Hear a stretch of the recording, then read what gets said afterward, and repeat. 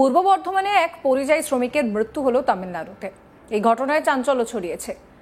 মৃতের ছেলের দাবি, এসআইআর এর আতঙ্কে দুশ্চিন্তায় অসুস্থ হয়ে মৃত্যু হয়েছে পূর্ব বর্ধমানের জামালপুর নবগ্রামের বাসিন্দা ওই পরিযায়ী শ্রমিকের। তবে রাজ্যের শাসক দলের মন্ত্রী ও তৃণমূলের জেলা সভাপতির দাবি, এসআইআর আতঙ্কে জানে শেষ হয়ে গিয়েছে ওই পরিযায়ী শ্রমিক। যদিও মৃতের ছেলে জানায় মৃত্যু হয়েছে দুশ্চিন্তায় অসুস্থতার কারণে। এদিকে তৃণমূলের বিরুদ্ধে অযথা আতঙ্ক ছড়ানোর অভিযোগ তুলে বিজেপি সরব। পরিবারের পাশে থাকার আশ্বাস দিয়েছে শাসক দলের নেতা মন্ত্রীরা। মৃতের নাম বিমল সাঁতরা, বয়স 51। তিনি জামালপুর থানার অন্তর্গত আজাপুর গ্রাম পঞ্চায়েতের নবগ্রাম ওড়িশা পাড়ের বাসিন্দা। তামিলনাড়ুর তাঞ্জিবুর জেলায় সেখানে তিনি চাষের জমিতে দিনমজুর হিসেবে কাজ করতেন। পরিবারের দাবি, কাজ বন্ধ থাকায় বাড়ি ফিরে আসার সিদ্ধান্তও নিয়েছিলেন তিনি, কিন্তু এরই মধ্যে বাংলায় এসআইআর চালু হয়। মৃতের ছেলে বাপি সাঁতরার দাবি, এরপরে সমস্ত নথি ঠিক আছে কিনা, কিভাবে তিনি বাড়ি ফিরবেন, অর্থনৈতিক পরিস্থিতি, এই সমস্ত কিছু নিয়ে চিন্তা ভাবনা করছিলেন তার বাবা বিমল। তার পরিবারের সদস্যদের আরও দাবি, এই সমস্ত কারণেই তামিলনাড়ুতেই অসুস্থ হয়ে পড়েছিলেন তিনি। স্থানীয়রা তাকে তামিলনাড়ুর তাঞ্জিবুর মেডিকেল কলেজ ও হাসপাতালে ভর্তি করেন। সেখানেই চিকিৎসাধীন অবস্থায় মৃত্যু হয় তাঁর। শুক্রবার তামিলনাড়ু হাসপাতালে ময়নাতদন্ত করা হয় বিমল সাঁতরার। জেলা প্রশাসনের তৎপরতায় শনিবার সন্ধ্যায় এই পরিযায়ী শ্রমিকের দেহ বাড়ি ফেরানো হয়। মৃতের ছেলে বাপির দাবি, এসআইআর আতঙ্কে মৃত্যু হয়েছে তার বাবার। বাপি সাঁতরা কি বলছেন শোনাবো। এখানে তো কাজকর্ম সেরকম ছিল না, তার জন্য বাইরে গিয়ে কাজ করছিল। কোথায়? তামিলনাড়ু। হ্যাঁ, জোরে তামিলনাড়ু গিয়েছিল কাজে। কাজের ওখানে হঠাৎ ওখানে কাজকর্ম খুব কম হয়। তারপরে এখানে এসআইআর চালুর জন্য খুব টেনশনে পড়ে যায়, শরীর খারাপ হয়ে হসপিটালে ভর্তি হয়। তো সেই কারণে মারা গেছেন। সেই ইয়েতে হসপিটালে ভর্তি করার সময় আমরা জানিয়েছিলাম বিধায়ক সাহেবকে, আমাদের তিনি হেল্প করেছেন। সেই জন্য আমাদের যেতেও পেরেছি। আবার ওখানেই মারা যান, সেই কারণে আমরা আর বডিটা তারিখে মারা গেছে 28 তারিখ, মানে ঠিক এসআইআর ঘোষণা হওয়ার পর। হ্যাঁ, টেনশনে ভর্তি হয়েছিল। সেটা ভোটার লিস্টে নাম আছে কিনা বা আরও কিছু প্রবলেম হবে কিনা, সেই জন্যে টেনশনে শরীর খারাপ অসুস্থ হয়েছিল। কি কাজ করতে গেছিলেন বাবা?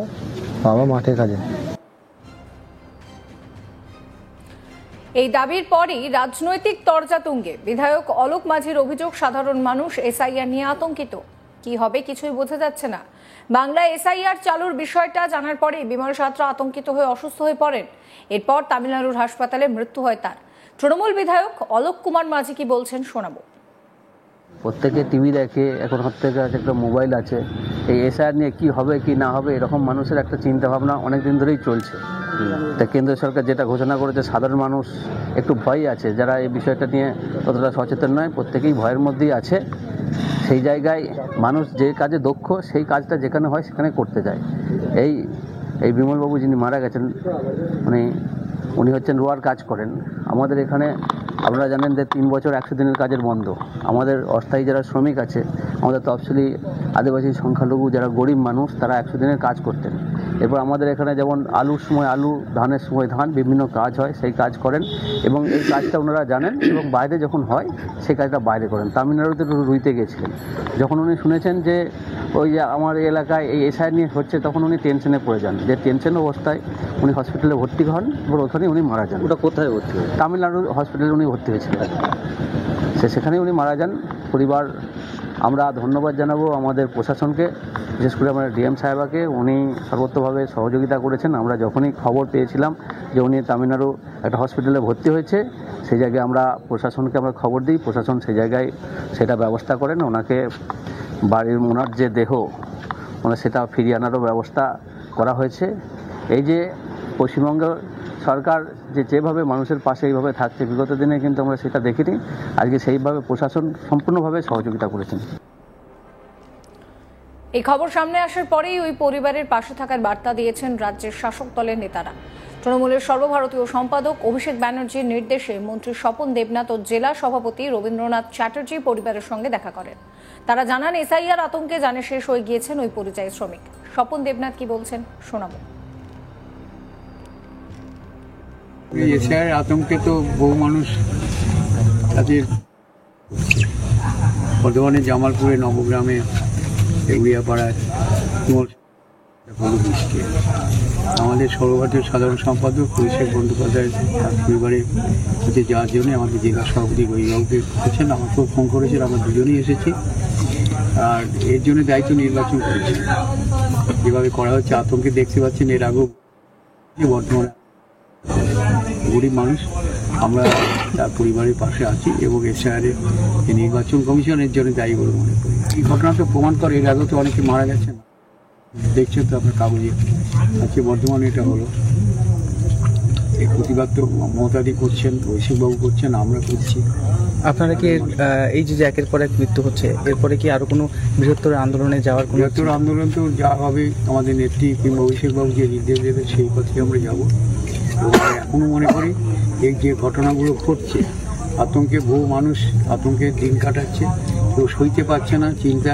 একদিকে দায়ী যদি হয়তো নির্বাচন কমিশন দায়ী হবে। সাধারণ মানুষকে কি বলবেন? সাধারণ মানুষ এটা ভাবছে, চিন্তা করছে, আতঙ্কে ভুগছে, কিন্তু মানুষকে আমরা আশ্বস্ত করছি যে মানুষের পাশে আমরা আছি। রবীন্দ্রনাথ চ্যাটার্জি কি বলছেন শোনাবো।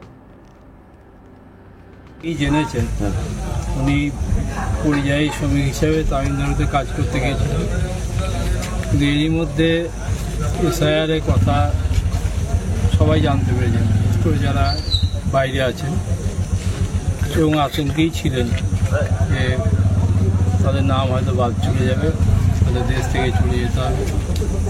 এই চিন্তার মধ্যেই হ্যাঁ, পোস্টমর্টম রিপোর্ট কী বলছে? পোস্টমর্টম রিপোর্ট বলেছে যে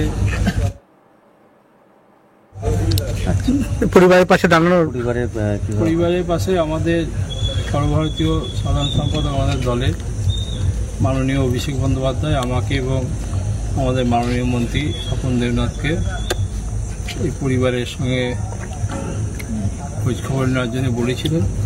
আমরা দুজনেই এখানে এসেছিলাম এবং পরিবারের সঙ্গে কথা বললাম। খুবই দুস্থ পরিবার, তাকে আমরা যতটা পারবো সাহায্য করব পরিবারটাকে। রাজ্যে এসআইআর একের পর এক মৃত্যু, কি বলবেন, কাকে দোষী দেবেন? এটাই তো ঘটনা, রাজ্যে একের পর এক এসআইআর মৃত্যু। এর জন্য মূলত নির্বাচন কমিশন এবং বিজেপি দায়ী।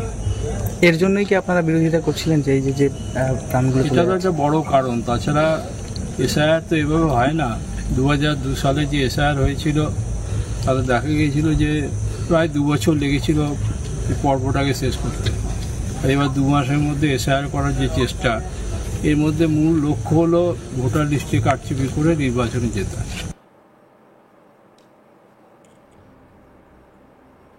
এই ভিডিও সম্পর্কে আপনাদের মতামত জানাবেন। সমস্ত খবরের আপডেটের জন্য চ্যানেলটিকে সাবস্ক্রাইব করবেন, নোটিফিকেশন পেতে বেল আইকনে ক্লিক করবেন, ফলো করতে ভুলবেন না আজ তাক বাংলার হোয়াটসঅ্যাপ চ্যানেলও।